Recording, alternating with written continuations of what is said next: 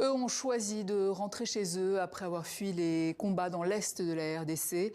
470 Congolais avaient trouvé refuge il y a 4 mois dans le camp de Bousouma, dans l'est du Burundi. Nous avons voulu suivre ce premier convoi retour, même si tous n'ont pas eu cette chance, avec ce reportage de Francine Sinarenzi, Renova Ndabashinze, Réci Golnouch Barzegar et Amandine Bouche. Et c'est le choix de la rédaction.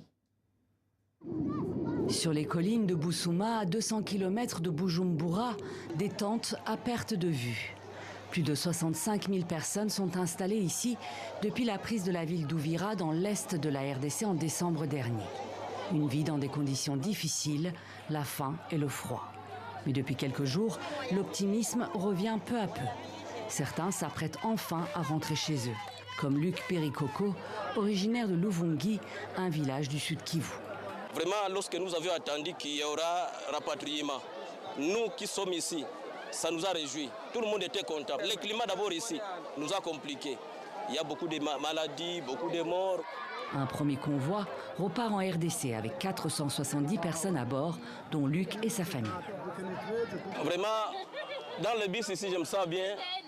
Je me rassure que je vais arriver à la maison aujourd'hui. Tandis qu'une poignée monte à bord, les autres doivent patienter. Une attente difficile pour tous, intenable pour les plus jeunes, nombreux dans le camp.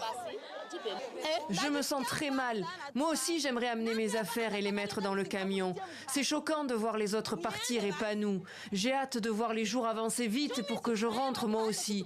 Je ne vois pas ma mère ni mon père. Je ne leur parle pas. Je n'ai pas leur numéro de téléphone. Je souffre beaucoup. Ce premier convoi ne concerne que des habitants originaires de la ville d'Uvira et des localités environnantes. Pour le moment, nous n'allons pas faciliter le rapatriement vers des zones non sécurisées, mais nous recevons les informations progressivement de la part des collègues qui sont en RDC, qui nous informent des zones pour lesquelles on peut faciliter le retour. Et donc, ça se fera uniquement pour ceux qui pourront rentrer directement chez eux, pour éviter de créer à nouveau des personnes qui vont aller rester dans des camps de déplacés internes. Selon le Haut Commissariat aux réfugiés, des convois de 1000 personnes sont prévus à partir de la semaine prochaine en direction de la RDC. L'ONU estime que 100 000 réfugiés congolais vivent actuellement au Burundi.